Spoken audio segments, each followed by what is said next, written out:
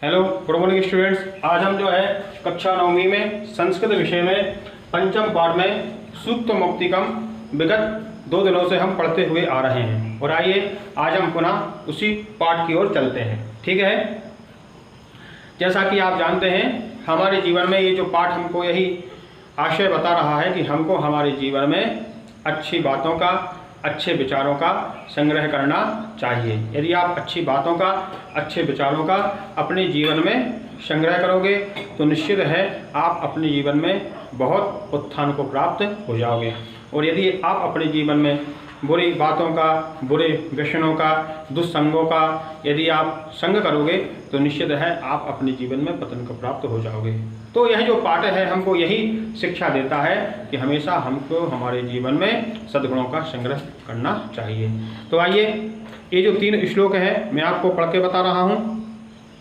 आप पहले पढ़ेंगे, उच्चारण करेंगे, उसके बाद में हम आगे वाला जो श्लोक है उसकी ओर चलेंगे। क्या है कि व्रतम यत्नेन संरक्षेत वित्तमेति च याति च अक्षिणो वित्ततः क्षीणो वृत्ततस्तु हतो हतः श्रूयतां सर्वधर्मस्वं श्रुत्वा चैवावधार्यताम् आत्मनः प्रतिकूलानि परेषां न समाचरेत् प्रियवाक्यप्रदानेन सर्वे तुष्यन्ति जन्तवः तस्मात् तदेव वक्तव्यं वचने का दरिद्रता। तो इस तरह से जो है हमने 3 श्लोक पढ़े। मुझे आशा है कि आप लोग घर पर रह करके पढ़ रहे होंगे। आइए अब हम 4थे श्लोक की ओर चलते हैं।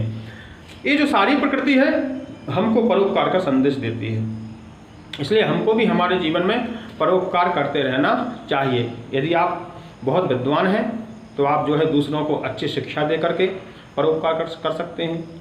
यदि आप धनवान हैं, धनिक हैं, तब आप दूसरों को धन दे करके, धन के द्वारा सहायता कर करके उनका जो है जीवन अच्छा कर सकते हैं। यदि आप डॉक्टर हैं, निःशुल्क इलाज के माध्यम से आप दूसरों का इलाज कर सकते हैं, परोपकार कर सकते हैं। तो कहने का तात्पर्य यह है, यह जो सारी प्रकृति है हमको परोपकार का संदेश देती है। जैसे भगवान सूर्य हैं, वह नित्य निरंतर हमको प्रकाश देते हैं, लेकिन कभी हमारे घर में उस प्रकाश का बिल नहीं आता है। यह जो हवा है वह हमेशा बह रही है ऑक्सीजन के रूप में, लेकिन कभी हमारे घर में उसका बिल नहीं आता है। ये जो है जल है, जो मेघ हैं, वह हमको प्रतिवर्ष आकर के जल वृष्टि के माध्यम से जीवन प्रदान करते हैं, लेकिन वह कभी बिल नहीं मांगते हैं। तो कहने का तात्पर्य है कि ये जो सारी प्रकृति है हमको नित्य निरंतर परोपकार सिखाती है कि आप अपने जीवन में परोपकार करिए। और एक दोहा भी है कि सरोवर तरुवर संत जन, एक सरोवर, दूसरा वृक्ष, और तरुवर यानी वृक्ष, और संत जन यानी जिनका श्रेष्ठ स्वभाव होता है सज्जन पुरुष। चौथी वर्षा नहीं है और चौथी जो है वर्षा। तो इन परमार्थ के कारण इनने धारी देह, परमात्मा के कारण इन लोगों ने अपने देह को धारण किया है। तो मेरे कहने का तात्पर्य यही है, भावार्थ यही है, हमको हमेशा हमारे जीवन में परोपकार करते रहना चाहिए। क्यों? क्योंकि आप किसी भी चीज़ का परोपकार नहीं करोगे और कोई वस्तु आपके पास में है तो एक ना एक दिन वह नष्ट हो जाएगी। जैसे आज आप 1 किलो सेब खरीद करके लाए, तो बुद्धिमत्ता क्या है? या तो आप किसी को दे दो, दान कर दो, या फिर आप स्वयं खा लो, आप स्वयं उसका भोग कर लो। और यदि आपने किसी को दिया नहीं है और आपने स्वयं भोग नहीं किया तो निश्चित है कि वह सेब 2 दिन के बाद खराब हो जाएगा। यही धन है। धन व्यक्ति कमाता है, बहुत परिश्रम करके कमाता है, लेकिन वह जाने का रास्ता अपने आप बना लेता है। जैसे मान लीजिए धन आए, या तो आप उसको भोग कर लो या फिर आप उसको किसी को दान में दे दो। और यदि आपने ऐसा नहीं किया तो वह जाने का रास्ता अपने आप बना लेगा। क्यों?